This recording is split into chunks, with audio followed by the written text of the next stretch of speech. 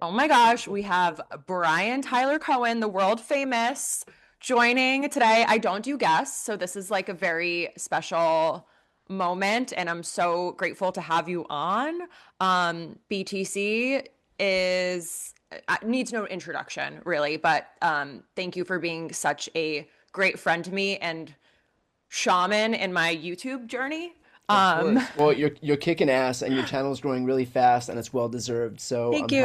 I'm happy to see your upward progression here. We're about to hit 50K subs for the second time, which is, I'm just going to be a menace second time around. And we Yeah, currently still have a lead on Katie Miller. And that's really what matters at the end of the that's at day. the end of the day, that's what's important. Yeah.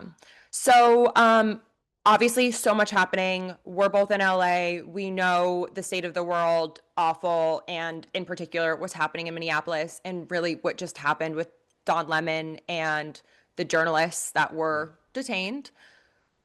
What do you think this means for the progression of the masked militia kidnapping our neighbors, carrying out public executions, and now journalists?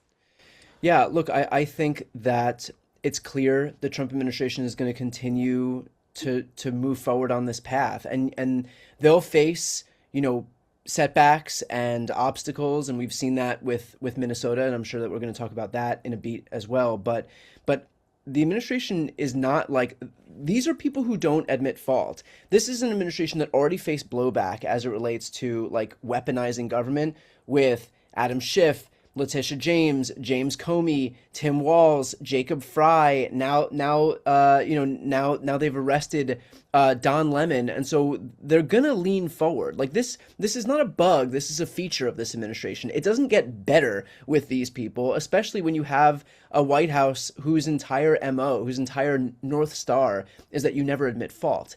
And so, and also to be driven by Trump's desire for vengeance, which is the ultimate irony of all of this, is that this guy swept into office amid promises that he was going to help lower rent and housing and groceries and eggs, and instead he's just been all about himself. He's weaponizing the DOJ against his political opponents, building himself a ballroom, encrusting the Oval Office in gold, retrofitting a Qatari jet to the tune of $1 billion paid for by taxpayers, doubling his own net worth with his crypto Mm-hmm. schemes. And so this whole thing is about him, and it will continue to be about him because Trump doesn't change.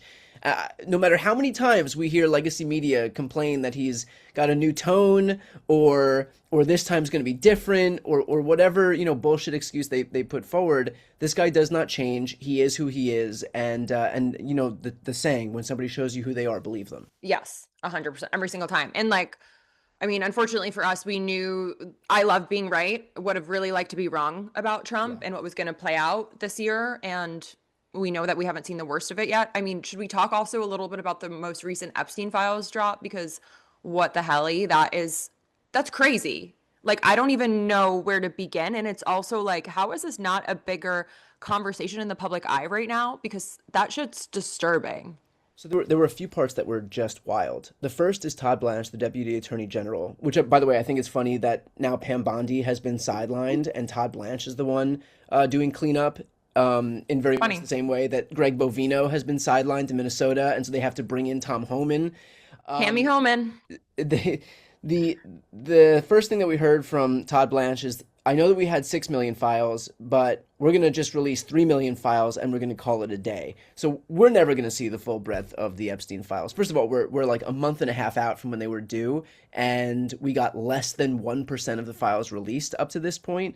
The second point is, like, there are so many Trump administration officials who are implicated in these files. Trump's new Fed chair is in the files. Howard Lutnick is in the files. Even Elon Musk, which is wild to me because Elon was the one who like got his rocks off by pointing to the fact that Trump was in the files, and now this dude is begging Epstein for trips to his island, and so everybody has got their hands in this thing, and that's the wildest part of all of this because all of these assholes swept into office amid this promise that that they would expose this criminal cabal of people who were implicated in this sex trafficking ring, and they all fucking knew. They all knew that they were in these files, and so they had Mm-hmm. no intention of ever releasing anything because Trump knew that Trump was in there. Lutnick knew that Lutnick was in there. Elon knew that he was in there.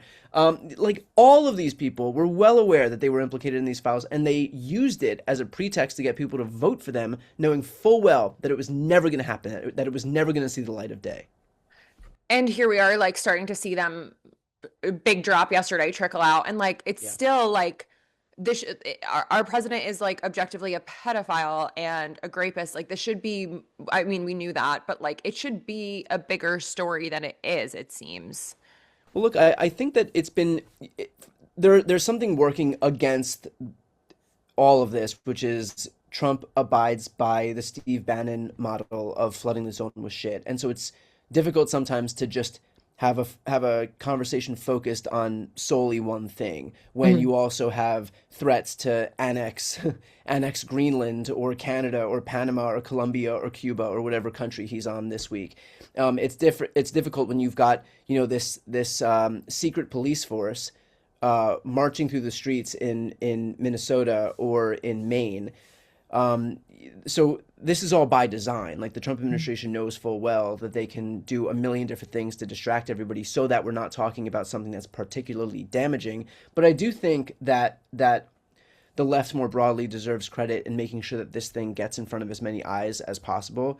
It is breaking through in a big way. And we've had a Yeah. couple of stories that have broken through in a big way, Yeah. which is not normal for politics. Like I would Yeah, love. you've been in this space much longer than I have, so you've seen some shit. It's hard. It's hard to get people to pay attention to politics Yeah. other than the political junkies. But we have seen the ICE shooting. That story has broken through. Something Hmm. like 85% of Americans have seen the shooting Wow. of Alex Preddy, which is just like unheard of. Hmm. Same deal with the Epstein files. And that the irony of that is that's in large part thanks to these MAGA Republicans themselves, because they were the ones who groomed an Hmm. entire nation into believing that this was a significant story. It is a significant story, Yeah. except now it's turned on the very Not people very who they favorable to thought them. who they thought were going to be their saviors. So, Yeah, it's pretty wild. I also feel like one of the stories that has been breaking my heart that I feel like has gotten a decent amount of air coverage is the story of Liam, who was kidnapped in yeah, Minneapolis and is now still sitting in a detention center, 5 years old, just asking for his bunny hat and Spider-Man backpack. yeah,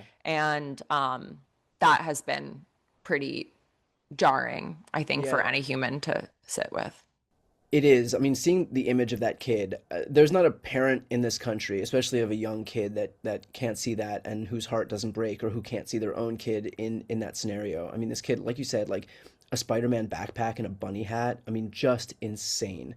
It's also worth noting that his father was going through the legal process, the very thing that Republicans claim they want to see. He Mhm. was he presented himself at a port of entry, claimed asylum, is going through the exact process that these Republicans, stake all of their arguments on. It's like, oh, well, you have to do it legally. We're fine with legal immigration. This is what legal immigration looks like. And then you use his 5-year-old kid as bait so that you can arrest him and then detain him in a detention center and try to kick him out of the country. That there is no long-standing principle here. The goalposts will always move, and I think we're starting to see that this Mhm. whole thing is being done in bad faith.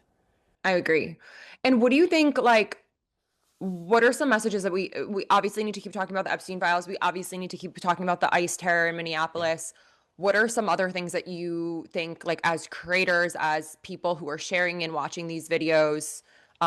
My audience watches a lot of your videos, so I see a lot of overlap there. Like, what do they need to continue sharing and talking about in their circles, on their Facebooks? Like, what other things can we not let die right now? Yeah, well, I think the important thing to note is all of this stuff can serve as a small part of a larger whole. Hmm. The reality is that Trump got into office because he cosplayed as a populist champion, right? And so he Hmm. told people that he would focus on their issues in very much the way that Joe Biden and the Democrats weren't doing. And so he was going to be the one to make sure that you can afford to live, that you can afford groceries and your house and rent, all the things I named before, but that he got your problems, that he understood the pain you were feeling, and the Democrats couldn't possibly do that.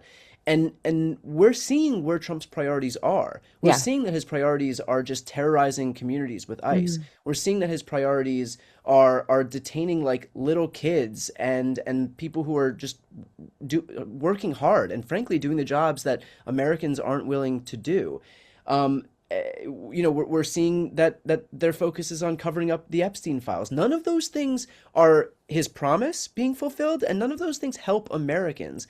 And so this guy is only looking to either perpetuate Stephen Miller's, white ethno-state fever dream, or help himself get even richer than he is right now, or cover up from his, being implicated in the Epstein files. None of that helps regular people. And so No. this guy has broken his principal promise to Americans. And I think when we see these different stories pop up, from our perspective in terms of like messaging, I think what's effective to show is like it doesn't have to be, oh, I don't know what to talk about between Epstein and the ICE raids and the attempts to annex Greenland and the detention centers.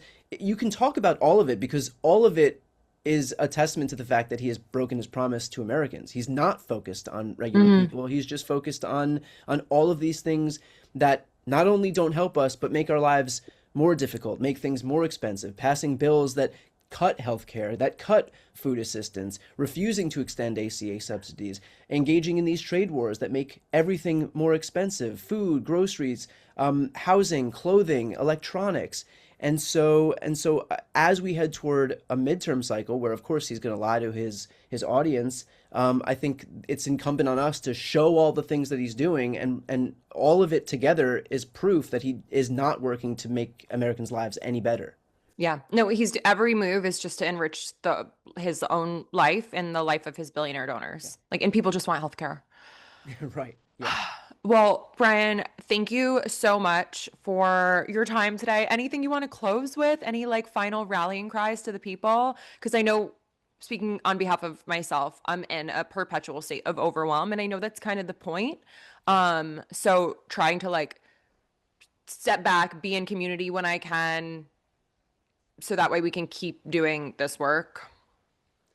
Yeah, look, I think when we see people like Don Lemon get arrested, when we see people like Jimmy Kimmel get thrown off the air, and of course that was brought back, and of course Don Lemon is out of jail right now. But when we see the administration go after individual people, I actually think that that's instructive because it shows that all of these individual people, yourself included, anybody with platforms, and frankly anybody without platforms but just has community that they're willing to use, we are a lot more powerful than I think we give ourselves credit for. The fact that the administration is going after individual, content creators, individual comedians, individual journalists, that is a testament to the power that individual voices can have.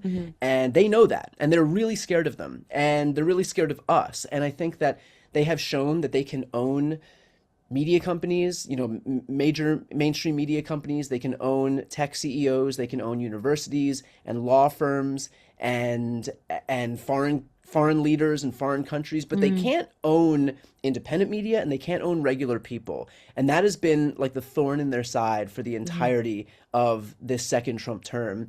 And that actually gives me a little bit of hope because that's where we get, that's where Trump can't use his money or his leverage to buy us. And I think we have a lot of power in that. And so, I would just remind everybody, whether you're a content consumer or a content creator, or just an American who wants to make their voices heard, who wants to get out on the streets, who wants to film something. That is where all of the power lies. Keep using it, keep expressing yourself, as peacefully, of course, but make sure that you do not fall victim to this sense of despair that the administration is trying to engineer.